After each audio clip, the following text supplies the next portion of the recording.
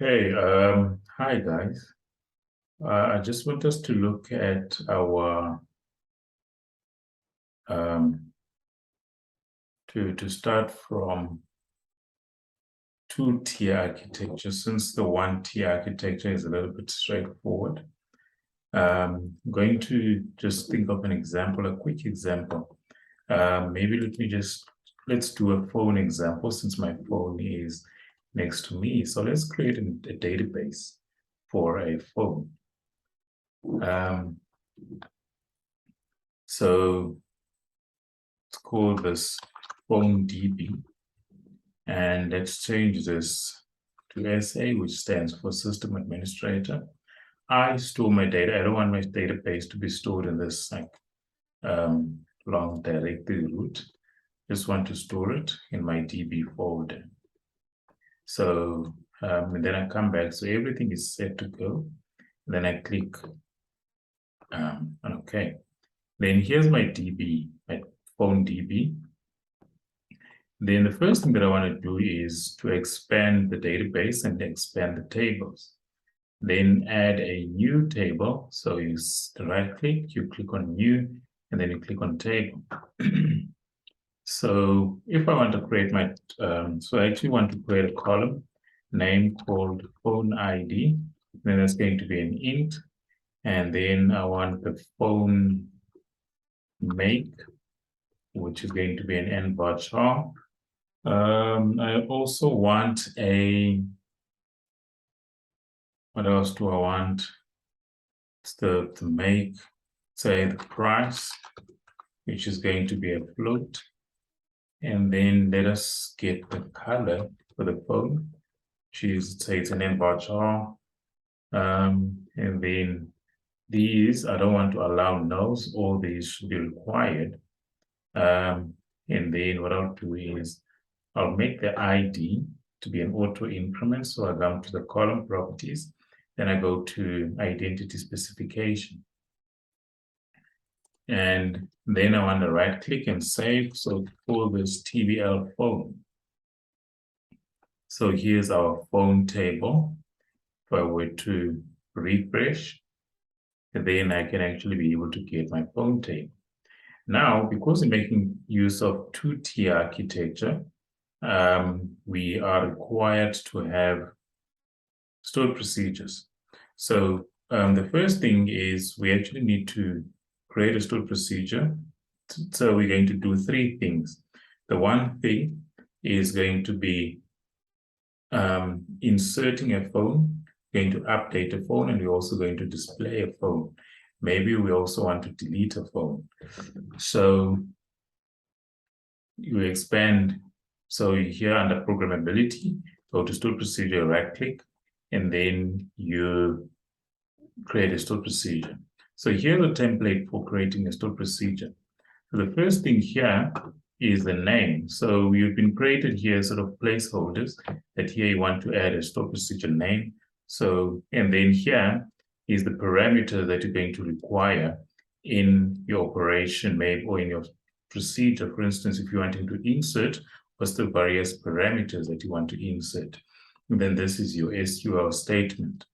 And then here, set no count on when you're inserting. That normally returns a -1 instead of a +1 for some reason. So here, when we comment, unlike C#, we don't do like this.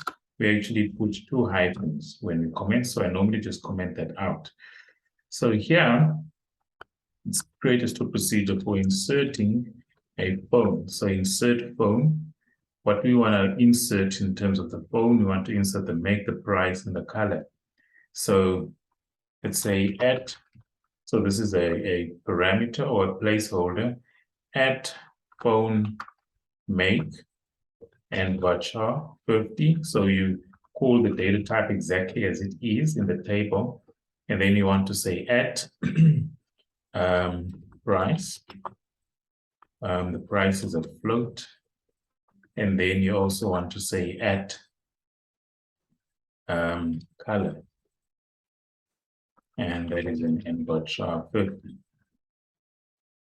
And then once you're done, so you want to prepare this, and then you begin your stored procedure.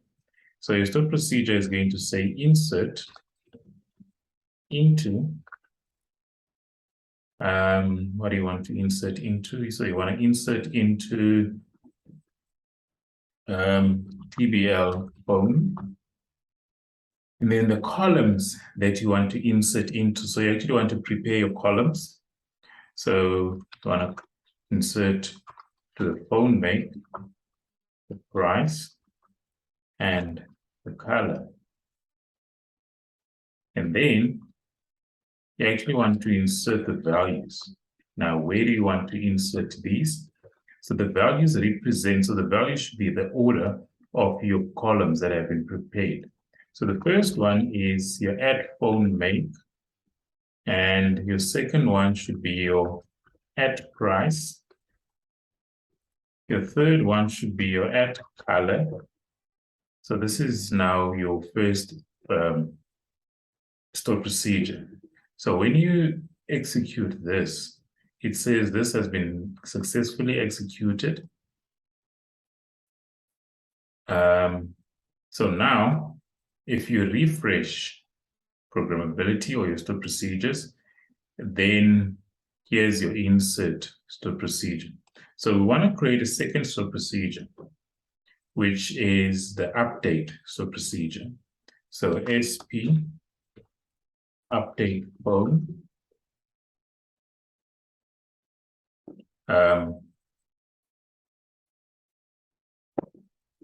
Because we're not necessarily going to, so the only thing that you can update here is just the price, the color, not so much.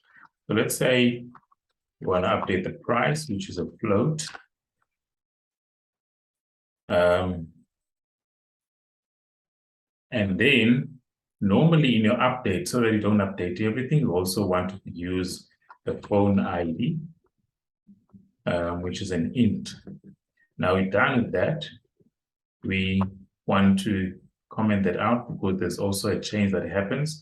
So the execute done query is going to return a -1 instead of a 1. So now we want to say update TBL phone, and we want to set price equals at price, which means that you want to set it to a value that you're going to get from price, but not everywhere. But so yeah, where phone ID equals to the selected or the given phone ID, which is this placeholder over here. So now this should work. So when we execute, that has executed successfully. So let us create now our stored procedure for getting. So we can say SP get phone.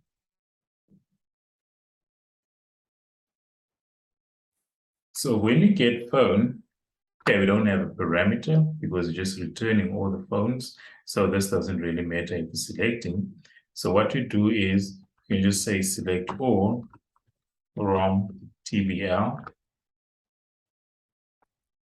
phone. And then that's it. Execute, that is executed successfully. Come back, we want to create one for delete. So stored procedures are sort of simple because they allow us to keep SQL statements in the database.